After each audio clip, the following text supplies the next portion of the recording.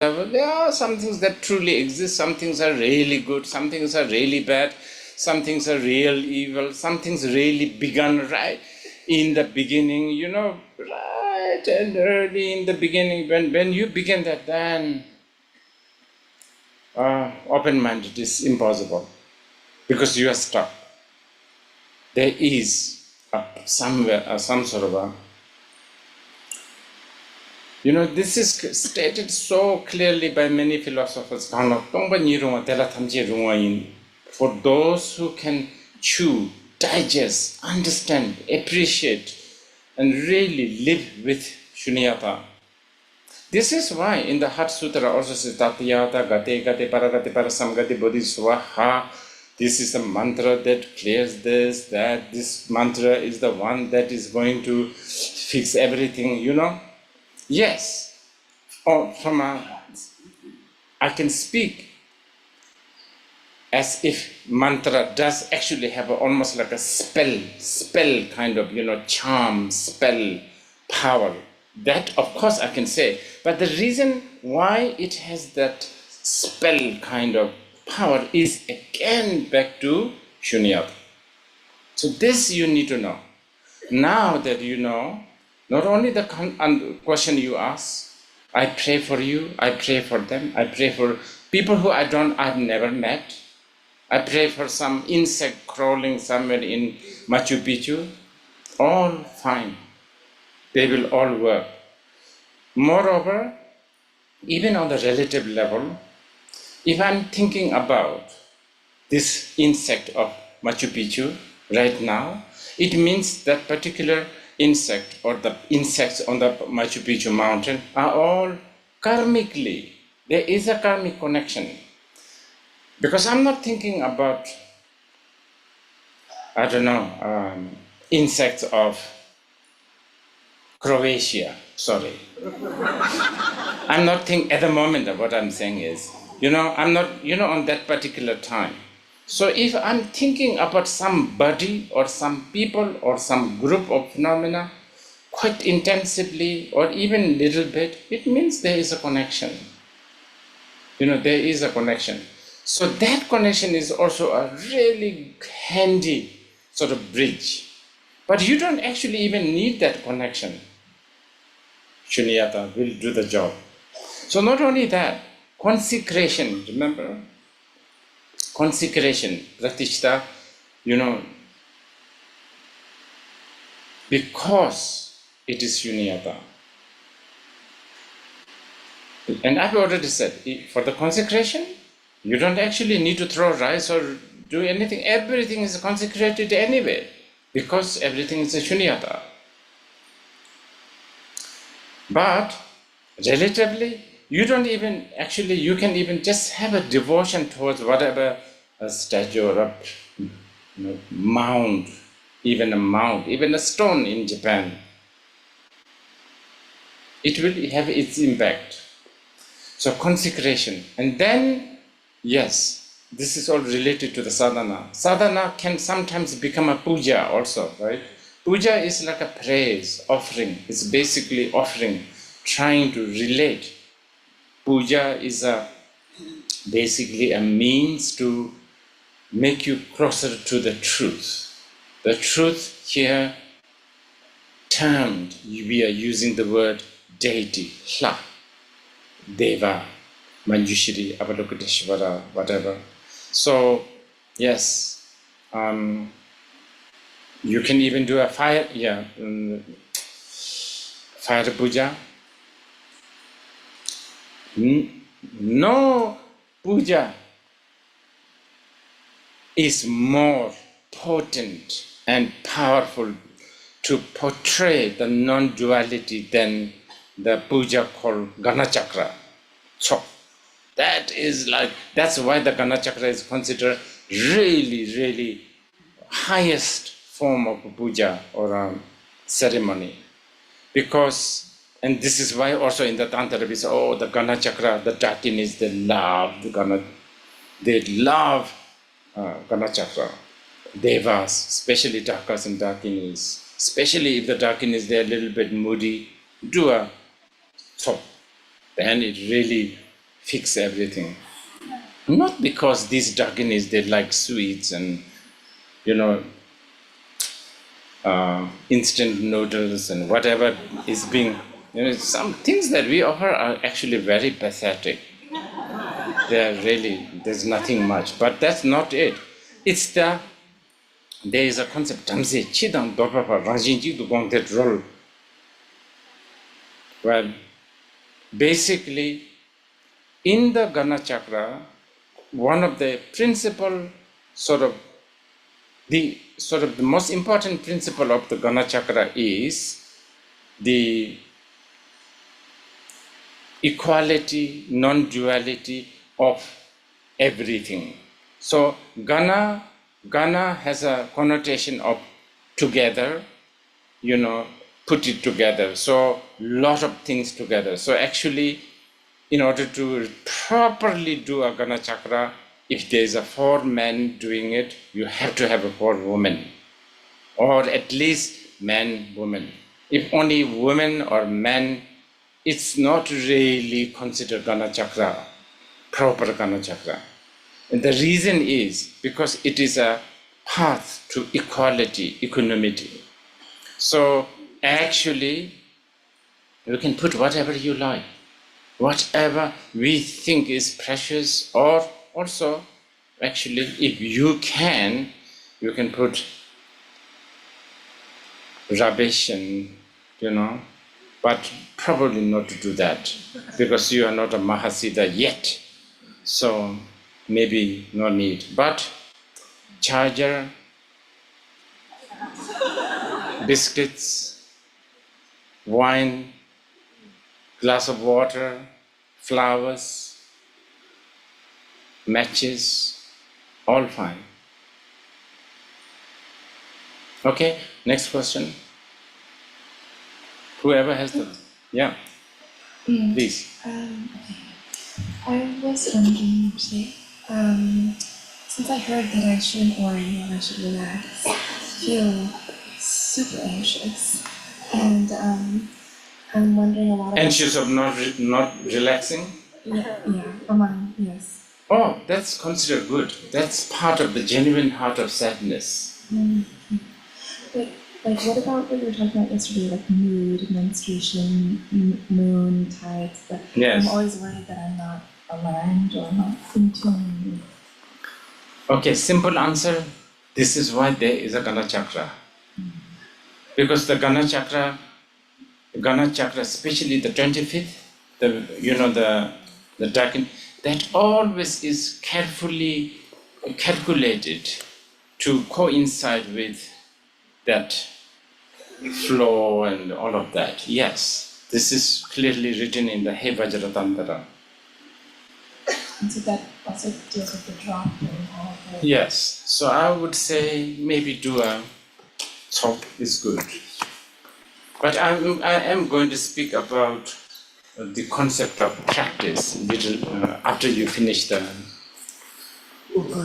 after some questions, not finish the question. After some questions, I will talk about the whole concept of practice in the modern world.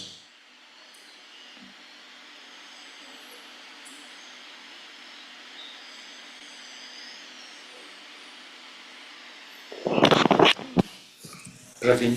Yeah.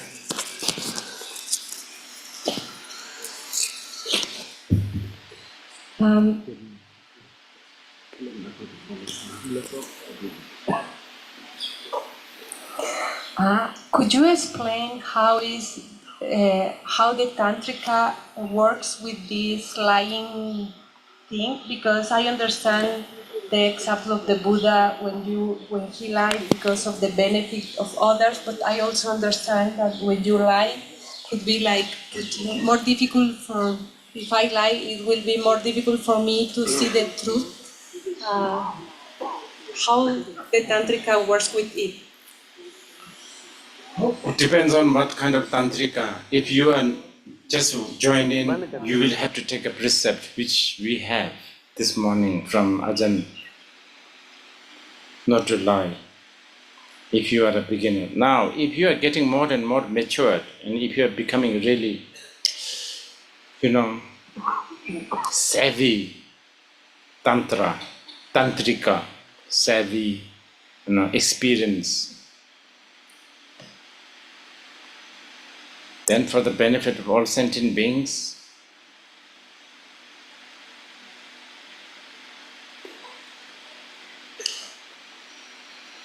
what did Khenpo Jingme Phunso said? Rango Makor Jensem Matuk or something like that. Such a beautiful advice. Rango Makor. Rangsuk Mashab, that's right. Don't lose your, that's it, that's better. Rangsuk Mashab, how do you translate that?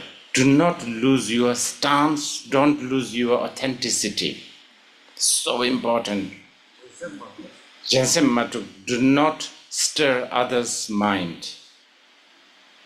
Do not lose your stance, sort of, your authenticity, authentic presence, your position. That, I think that Rangsuk Mashur Jinsem Matuk, I think this has all the three yanas all together in this. Such a beautiful advice. Okay, next one, please. Yesterday we talking about the digital have different level. So in middle level, a bodhisattva gonna say all the beings as all, because before the became a goat is the all, right? All the or Yes. sorry Or. sorry. It's okay, doesn't matter. Yeah. And the next level is say all the other beings as a Buddha as well. So my question is for that person say others as all, is that because he experienced himself as all at first, or Probably, because or still supposedly doesn't look that good, right? Okay, I think, okay, after this, after you, Yeah, I wanted to know, or maybe you can explain, what is Vajra hell and how do we end up there?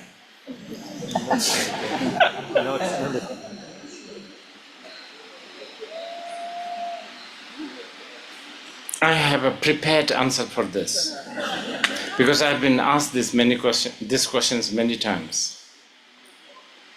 Now, my answer is actually, I'm using probably the most profound level of answering. So just put your seat belt on. I think you are I think you will understand. But it is quite, the reason why you have to put seat belt on is because it's quite, what do you call it? It's kind of shocking. And I will not go through details too much. If you want, we can do it individually. Vajra hell is the territory where things make sense. Vajra hell is where things are reasonable and logical. That is the one. And this is so vicious because it's so addictive. Because it's so convincing, so addictive, and it's just so beautiful too. You don't have to go anywhere, just watch any kind of YouTube these days. They're all selling reason and logic and sensibility. Yes. That will do for now. Anyway, wait. I think Jonathan wanted to ask.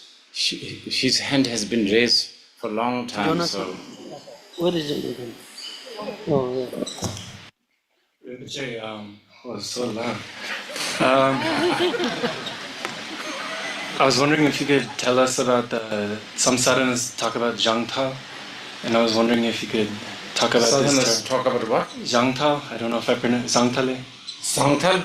Yeah, and Which sadhana? Oh, I see, okay.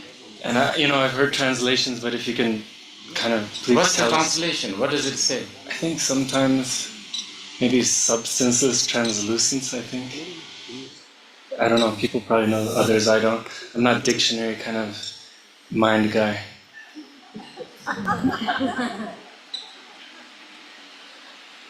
But I have seen you experience a lot of Sangtal. You kind of live in that Sangtal state, no? I think you need to achieve state of Pinochet.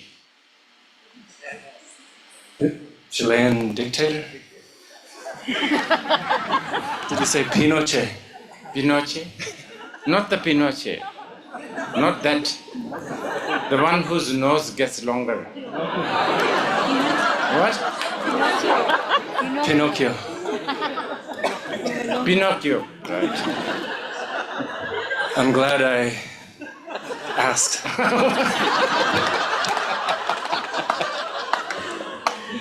Okay.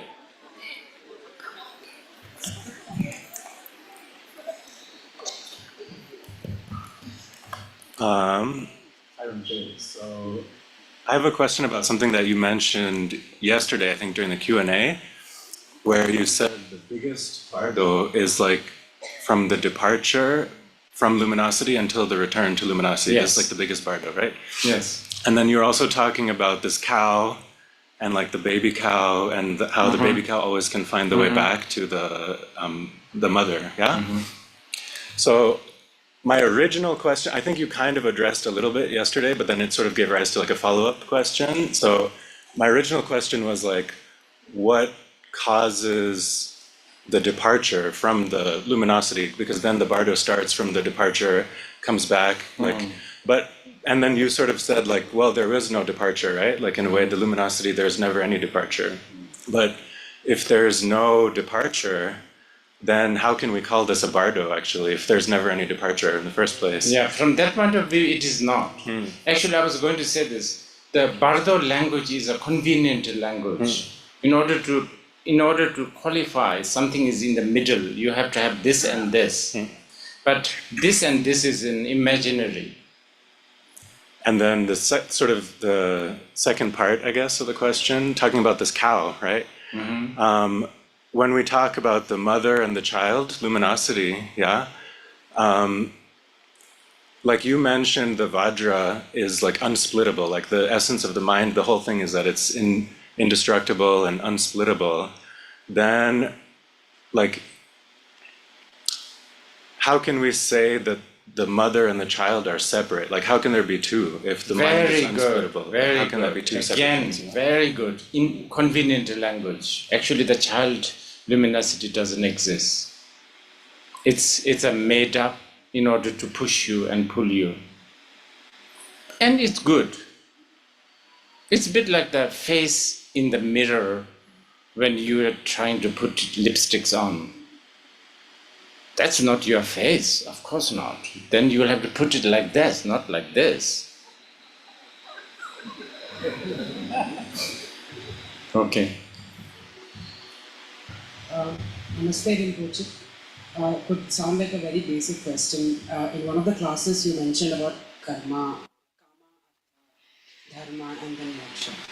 But you also mentioned everything is timeless, right? Should it be linear? Is it possible that when you're in a grihasti life and you have to earn and make a living, could you also be doing those things but still feel liberated?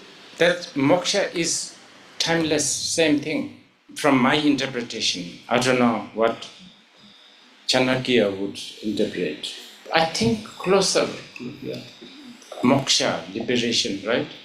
So, liberation from the time.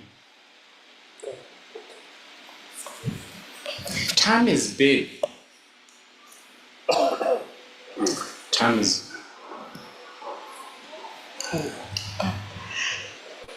Hi Rinpoche, thank you for your time and the energy and the wisdom you're sharing around the world. First of all, also I would like to greet you from Ifaron.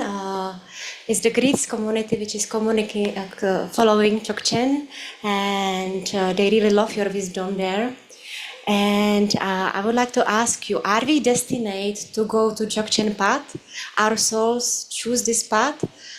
Did we meditate for many past lives to choose this path, or it just doesn't matter all?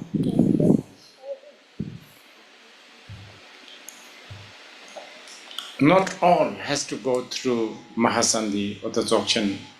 It's just one available.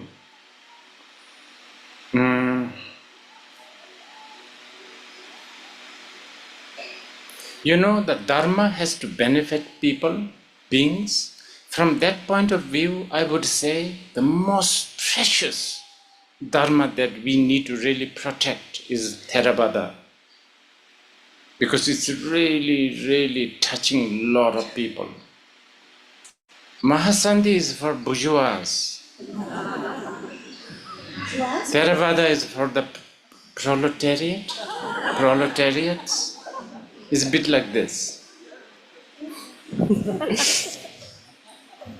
Sometimes I should qualify this, otherwise, I mean, they'll be Mahasandhi mobs.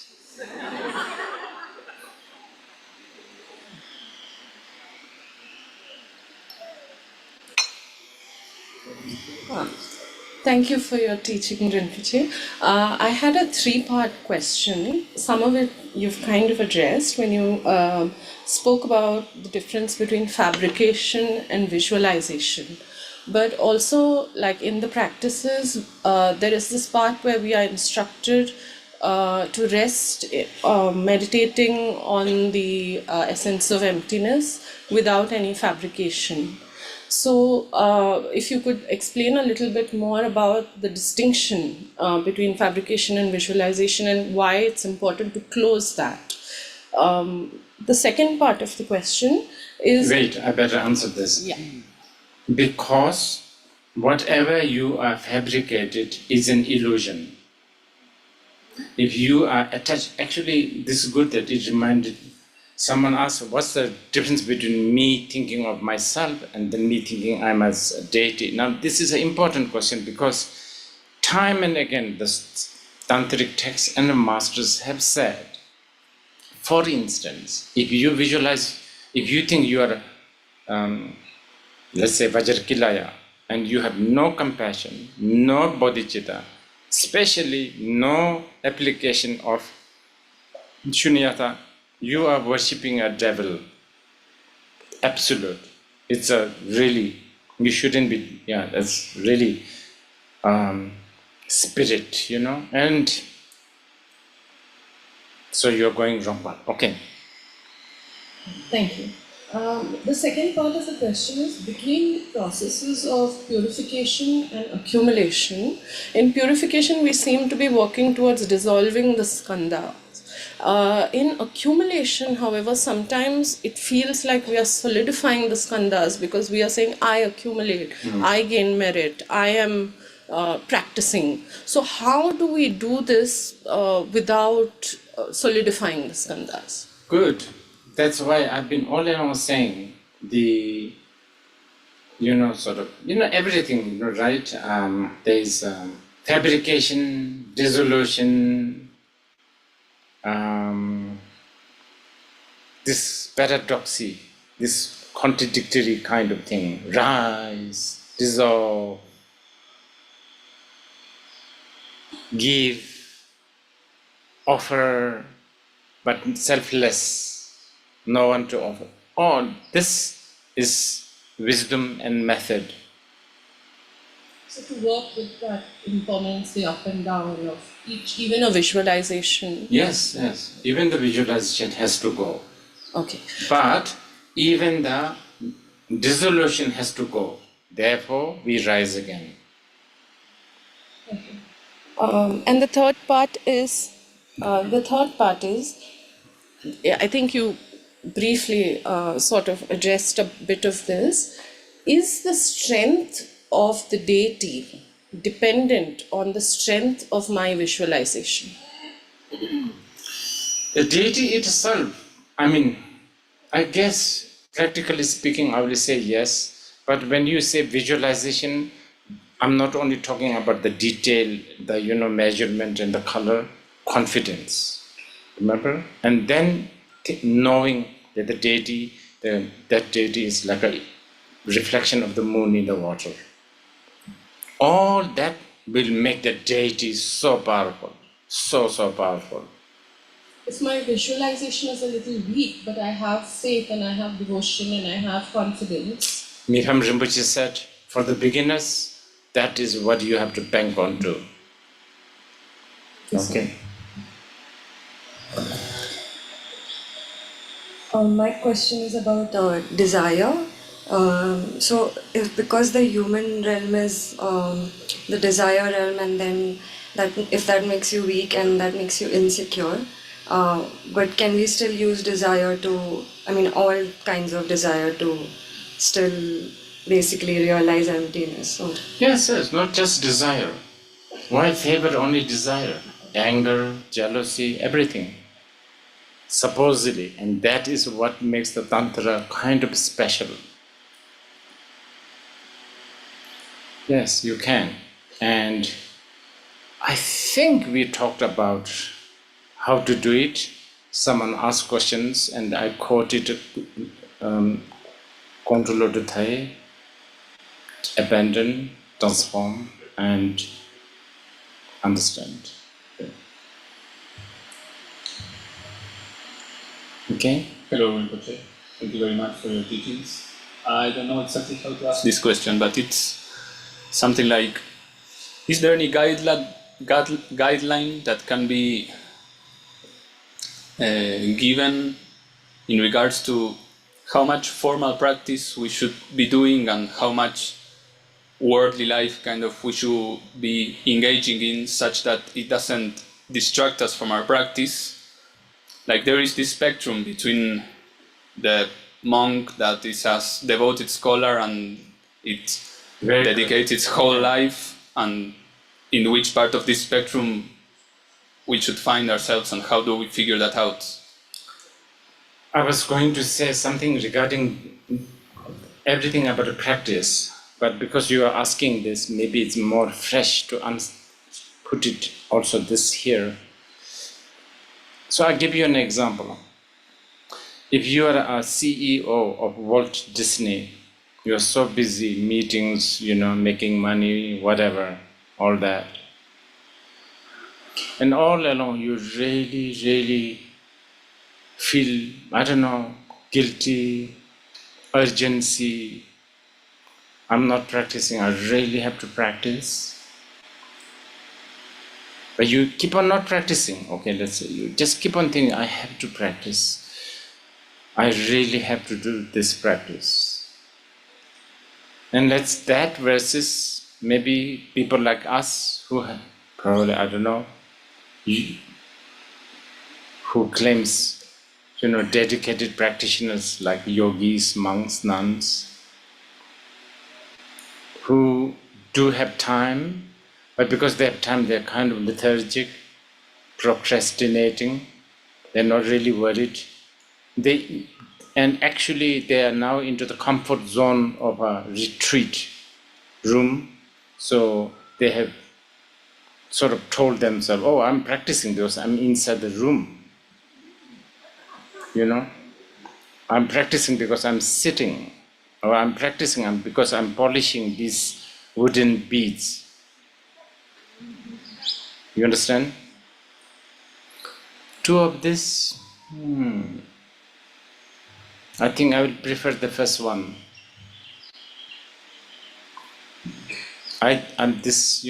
Everywhere there's so many prayers for like that.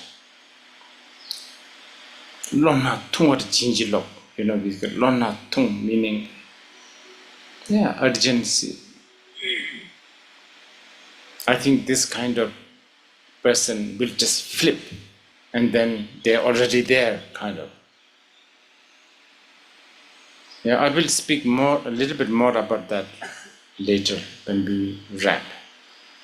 Any more questions? Yes, Could you kindly say something about the union of Kiram and Zogram?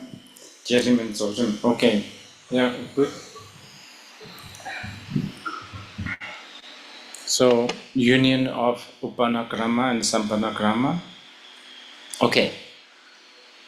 Very important that you know is that actually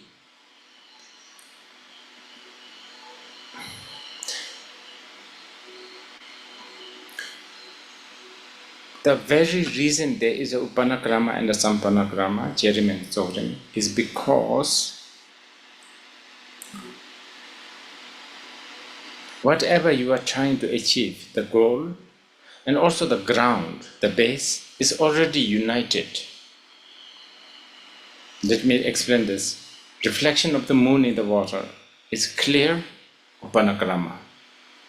Not there in real, solid Sampanakrama. They are there already. You don't have to make it.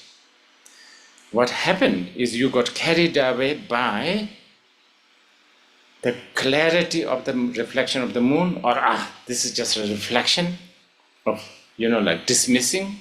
So this dismissing, and what's the opposite of dismissing?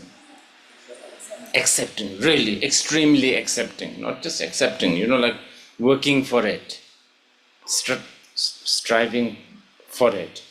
This has really made you bipolar, basically. And that is what we are trying to combat.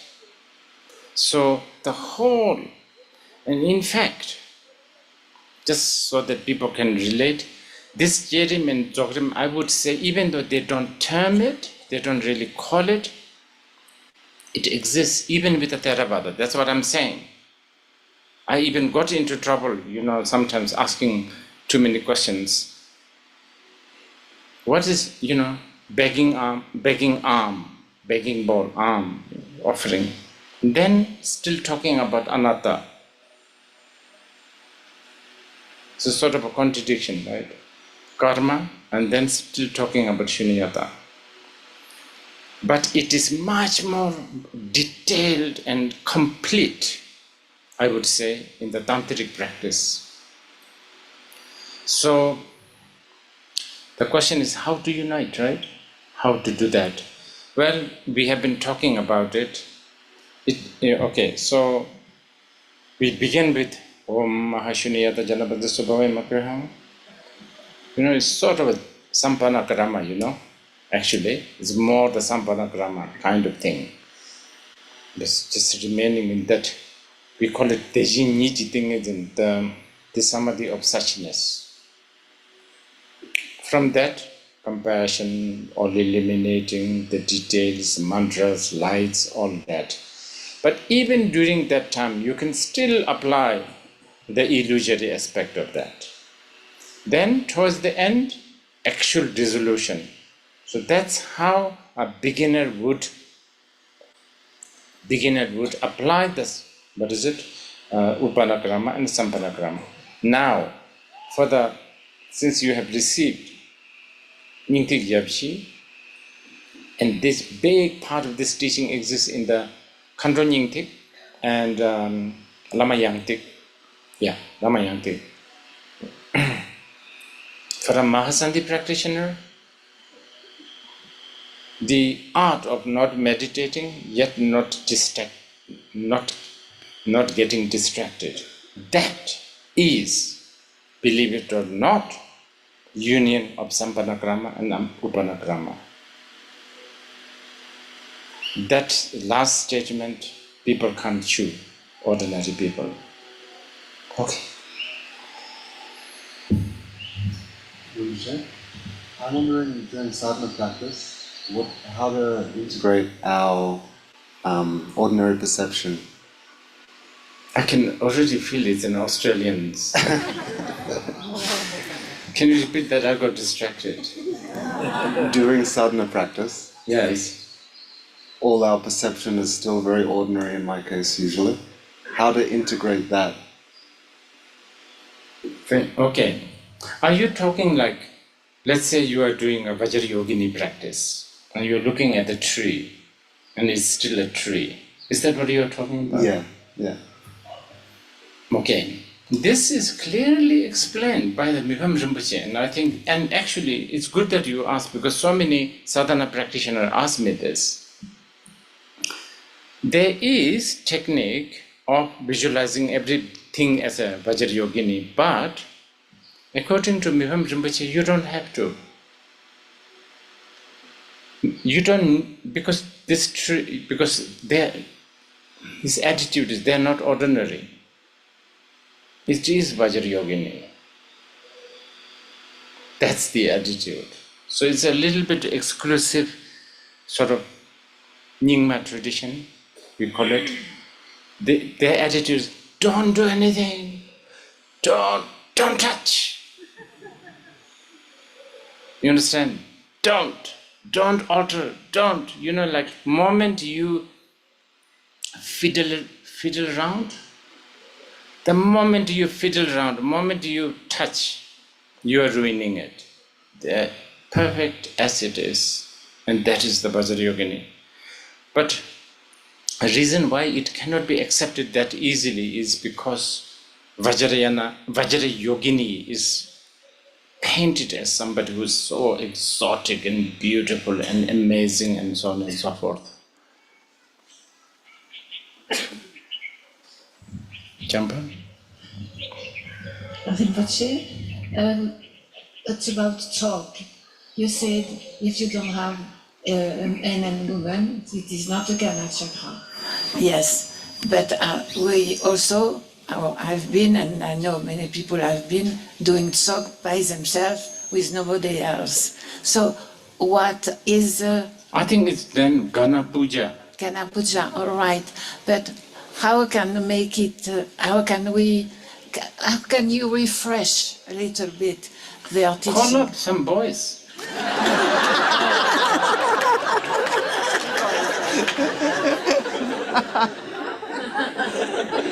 Especially with your, knowing you could easily do it. And you have a history of doing these things.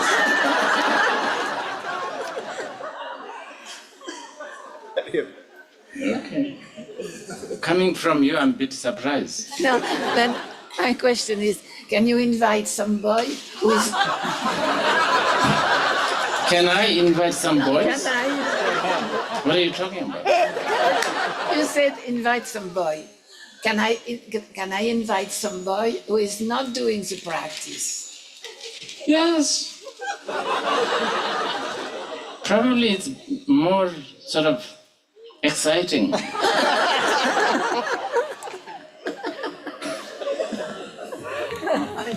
Why would you, bring all this jaded and, But no need to tell them you are doing Gana Chakra, right? Okay. Yeah. Is it bad? Speak. I think it's okay. Rinpoche? Huh? Rinpoche, thank you for your teachings. This question is not for myself, but it's a little bit slightly off topic, but connected to a lot of the talks you did about Vajrayana in 2018 in Lera Bling and different places. So, just for the record, would you be willing to talk about the dangers of people that seem to be giving empowerments who are not necessarily qualified, to the people who are giving them, to the people who don't know that they're not qualified, who go to those people and receive empowerments, and to the dangers of Vajrayana in general? Because this is a public talk and I think it'd be really helpful if you could spell it out. So, danger of receiving it from those who are not qualified. You hold it like this.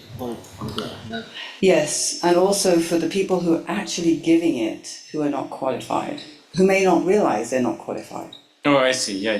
Okay. Oh my God, where do we begin?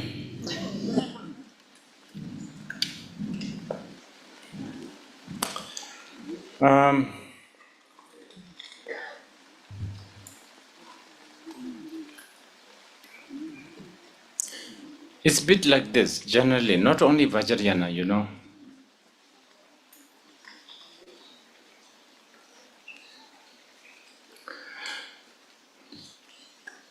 Coaching, okay, anything. When you coach somebody, it doesn't matter whatever, flower arrangement. It's absolutely important that you know who you are coaching, and therefore certain information you may not want to reveal. Otherwise, it ends up becoming concept. I don't know, I'm not giving you a good example. Let's say there's a golden flower on the top of this mountain. And I really want you to see it.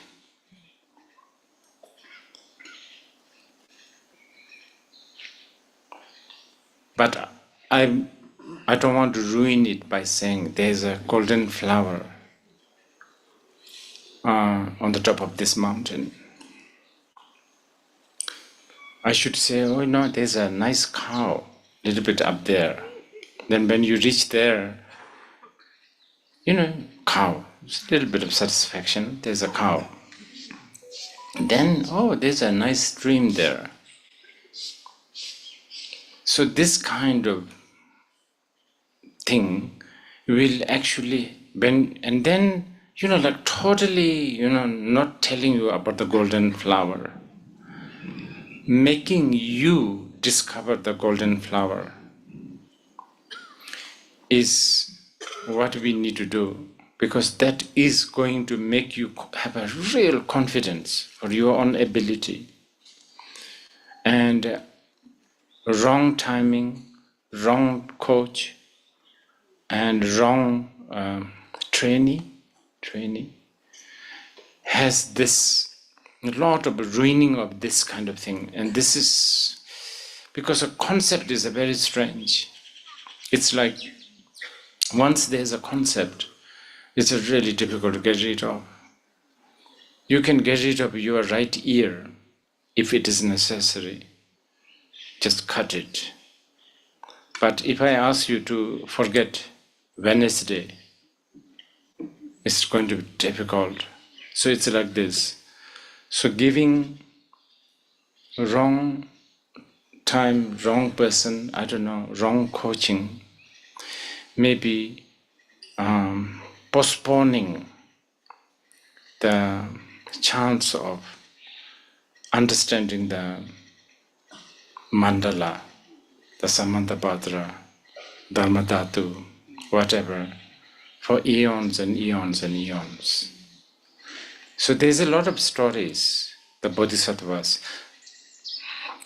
So if you ask me what to do, this is actually one of the reasons why we also make offerings to Dakinis, because supposedly, if you make offerings to the Dakinis, those who are guardian of the Tantra, even though some well-intended tantric teacher, but not well-equipped, so to speak, not so smart, even though they end up saying some things that are untimely,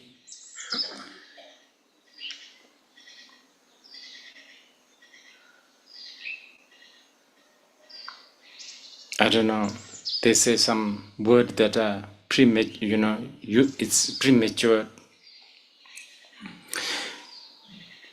Dakinis will help you by coughing loud, so you will not hear. Supposedly, this is why we ask them to always guide us. Make sure that we don't hear untimely. It's very complicated and so complex, isn't it, the Tantra? It is its own civilization. I have to say, Tantra is probably the biggest, the best gift of this land. Really, really. If Tantra dies, that's it. There's no point of existence. It's really, really quite, it's just so big and so complicated and complex and like this. At the same time, it's just so like eyelashes right in front of you. So simple. Okay, one or two more questions, then.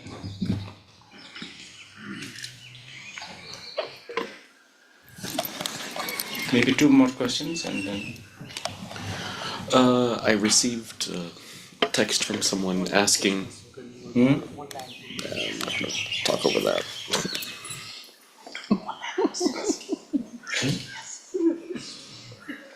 Okay. I received a text from someone asking about the representation used by the bell when performing ritual and so on, and its combination with vajras.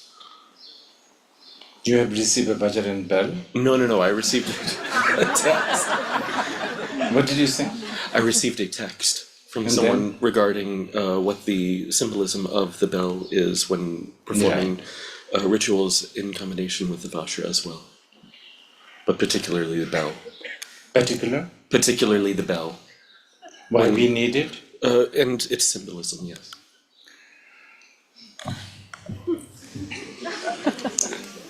You want to really stay here, right? Is that what you are asking? I could ask you the same thing about male or female aspect of ganja, couldn't I? Actually, the vajra and bell is a really, really wow, vajra and bell. Is there a vajra and bell by any chance? I'm sure somebody's carrying it. Vajra and bell. Can you go and get it? And meanwhile, maybe some other people ask, oh, here it is. Can you tell them no need? Well, it's packed. I don't know how. can you open it? You want me to unpack? Yes. So, like this. This one is a 5-spoke one. There's 1 spoke, 3 spoke, 9 spoke, and all that. It's very good packed. Sorry. It's a. Okay, where do we begin? We begin with the bell, maybe, because this is the Shunyata, right? And this is actually really, really good to understand Shunyata. There's this, and there's this, cause and conditions. And there's this, and there's me. But most importantly, you have ear consciousness. But no sound. But now, there's a sound. Out of nowhere, there's a sound. This is actually Upanakrama and Sampanakrama. Out of nowhere, just there's a sound. This represents the Shunyata, the consort. So therefore there's a sort of a female thing. There's too many. Sakya Pandita has a really good explanation on this. Now the Vajra, there's 5 spokes representing 5 wisdom, 5 skandhas, 5 emotions, all of that. But it's not like there's a hierarchy of 5 wisdom and the 5 negative emotions. Therefore, you have to always hold it like this because this is a better one. You can hold. In fact, there's a mudra of rotation. So no order, no hierarchy.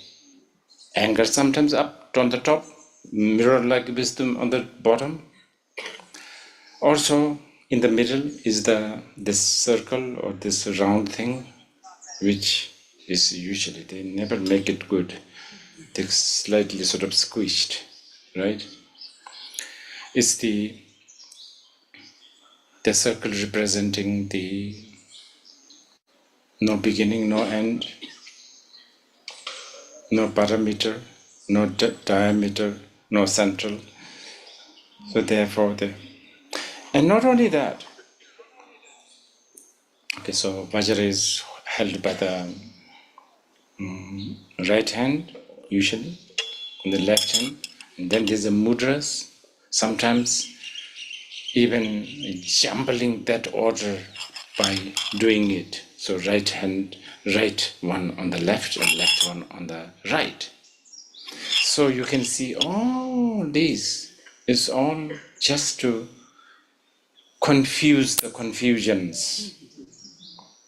Okay, one more last question, and then two questions, right? Online.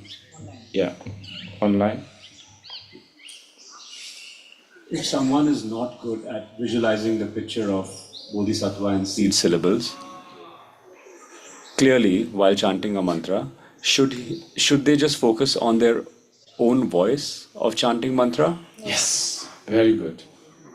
Okay. Then?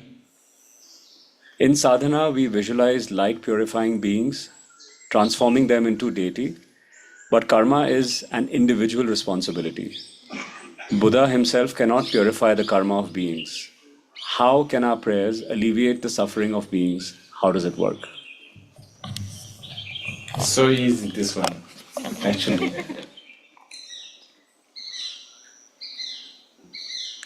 So,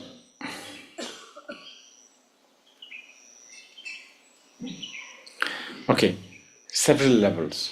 One, the fact that this is why a tantrika like you guys, alive, breathing and practicing, such a blessing for the world. Because of their merit, you exist. Yeah. So this is why, yes, Buddha's statement that one's own karma must be dealt by yourself. No one else can wipe it out. This still stands. Because, especially, I think I've replied this a little bit earlier. Your existence is connected to these people, their, merit. So it can be, okay, let's say, it can be like, this is why, like, also one is supposed to go to like place like a 24, one of the 20, or like, what's the name of the Kangra Dakini, Jamunda, right? Yeah, there's a Jamunda. Yeah, like place like that. One is supposed to go like a Kamakia,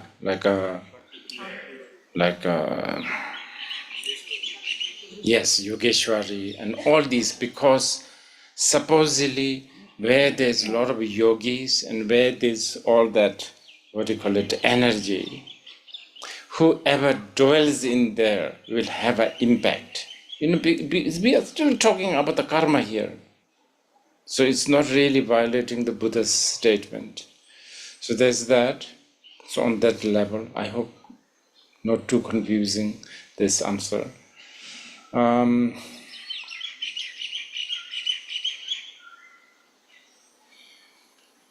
Okay, the Vajrayana level. Okay, wait. The other answer is this.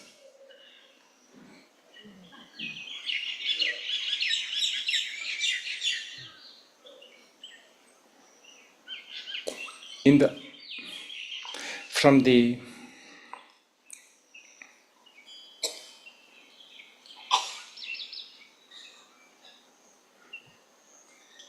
absolute level,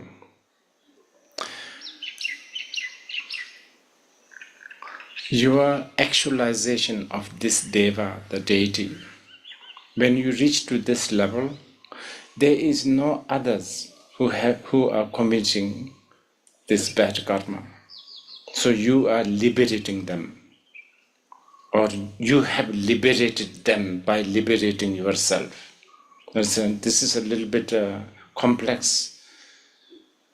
I guess write it down somewhere and you can continue ask this if it is not satisfactory. But I think we will have to sort of end here by me telling you a little bit about practice.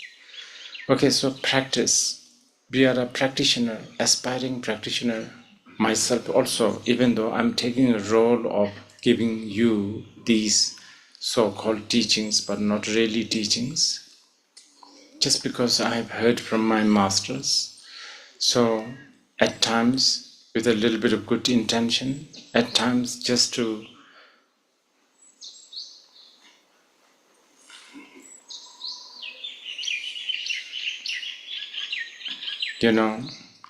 like doing my duty, so to speak, like since I've been told to teach and I've been raised to teach, I'm expected to teach.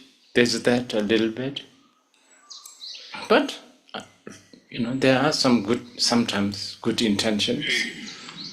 There are sometimes good perceptions also. But also I'm still an aspiring, practitioner. And from that point of view, I want to just give you some advice. Many of you have heard this many times, but I will still repeat. This is what we call degenerated time. Degenerated time actually has a different meaning for the Tantra. It's kind of interesting, the Tantric people again. Degenerated time for Tantra is like a volatile time. Volatile time for Tantrika can be very, very, profit, sort of rewarding time also. So there's that. But anyway, so much cause and conditions of distractions. Renunciation mind, revulsion towards the samsara, not that easy. I'm sure time to time, especially when things doesn't work well for your life, then it happens.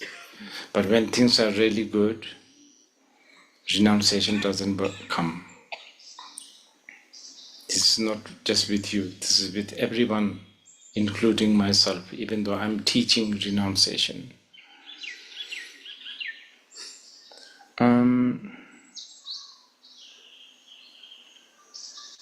Yes, and then we live in this kind of a society. We talked about servitude yesterday. In one way, things are very easy. Just about 10 years ago, there's no Amazon and DHL service in Bir. Now we have Amazon. I think it was in Zongsar. Once I was driving in, and this Amazon delivery came also ahead of me, and there's like so many boxes. I was so surprised. Wow, in Bir there's Amazon. Then, of course, Netflix, TikTok, all of that is also there.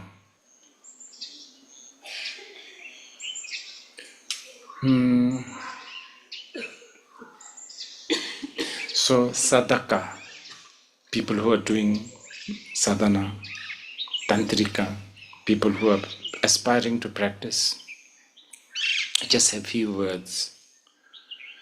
Just don't lose trust to Buddha, Dharma and Sangha. Surely you will not remember Buddha, Dharma and Sangha every second, every moment. But not to lose the trust and the reliance, if possible, not to lose this. So important, I think. And then also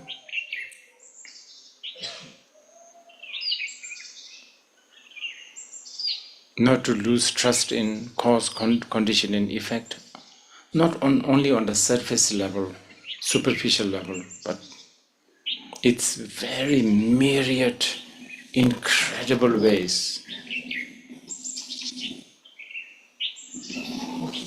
Many times people don't seem to understand. people ask about karma. People ask me, why Donald Trump is so bad, but why he has a good karma of never getting caught? That is a perfect, example of not understanding the karma. It's got nothing to do with the karma. Why do you think it's a good karma? Maybe his bad karma is making him even more, create more condition to create more bad karma, if it is a bad karma. We never know, We really never know. And anyway, few millions of us have decided that he's not good.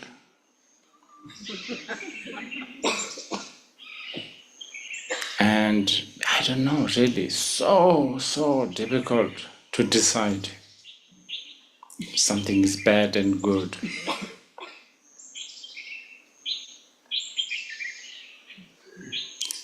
The only good and bad for a Dharma practitioner is whatever the situation you are in, if it is taking you closer to the truth, then that's good. So from this point of view, I have personally met a lot of people who suddenly have a,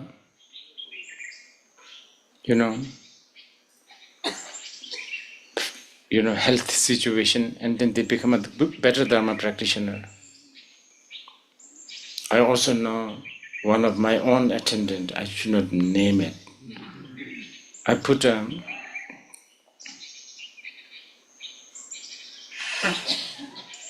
one of those hallucinogenic mushroom in the fridge. I don't know what happened. I think it is during the COVID time. I think they didn't have much things to eat, I guess, during one of those lockdowns. So he was taking out things to eat, so he ate a lot of that. And the other attendant called me. I was somewhere, I think I was in Taiwan. So I think this guy is dying. So what's happened? Oh, we cannot, he's sweating, he's speaking things, and he's like, acting so strange. I asked, what kind of strange? Oh, he says he's seeing Guru Rinpoche. Really? So then I asked, what happened? Is there like a lot of heat in? He said, no. Then as I asked more, they said, oh, he ate this. I didn't put a, clear note on. After that, he sort of became a kind of more interested in Dharma. We never know. Anyway, many of you, like this lady, it's, for her, I would say, marijuana, LSD, brought to Buddha Dharma. Can you please not edit this out from? Anyway, good and bad, we don't know.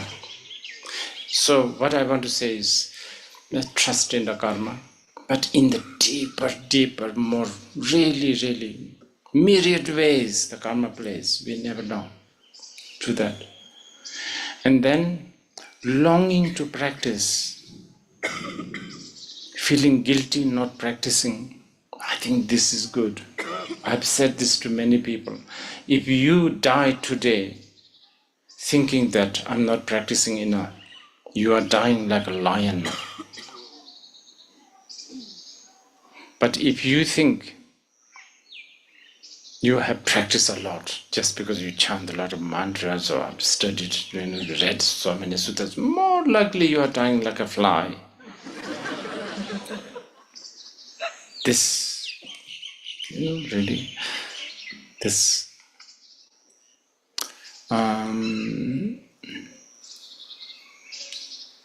urgency, longing for Dharma, I think this is something that you should do it. Not, like this constant needing, wanting, to practice. And that's the thing. And practice, when I say practice, it should not be limited to things like actually reading a sadhana. That of course helps, but really in the sadhaka's case, remembering the deity. For a Mahayana, remembering the, bodhicitta. For a, Sharvakayana, remembering anicca, dukkha, anatta. The truth, basically. That you can remember during the shower, during the cooking. And you should count that. You should count that as practice. And also, not to strain yourself by thinking you need to practice many hours. Short, but many times and consistent always is the good strategy, because you are trying to combat habitual patterns. For that, you need to develop different kinds of habitual patterns. And developing the habitual patterns, the best way is doing it short, but many times and consistent. So do this, I've said this many times. Also, not to wait for a proper time, space, and a situation to practice Dharma. It doesn't really happen. If you are thinking about being a deity while in the toilet, do it. Don't wait until you go to the bedroom or the shrine. Just do it whenever you can. So treasuring the Dharma, this is something that you can do. And by having this, I think this will push you to be a real Tantrika. And you should celebrate. You should really, yes, in one way, degenerated time, or the great masters are going, people have become so materialistic, all of that. But on the other hand, it's amazing that we are talking about Shunyata, Bodhicitta, deity, Mahasukha. So amazing, we are still talking like this. And in many ways, it's even more available than ever before. So something that one could also celebrate.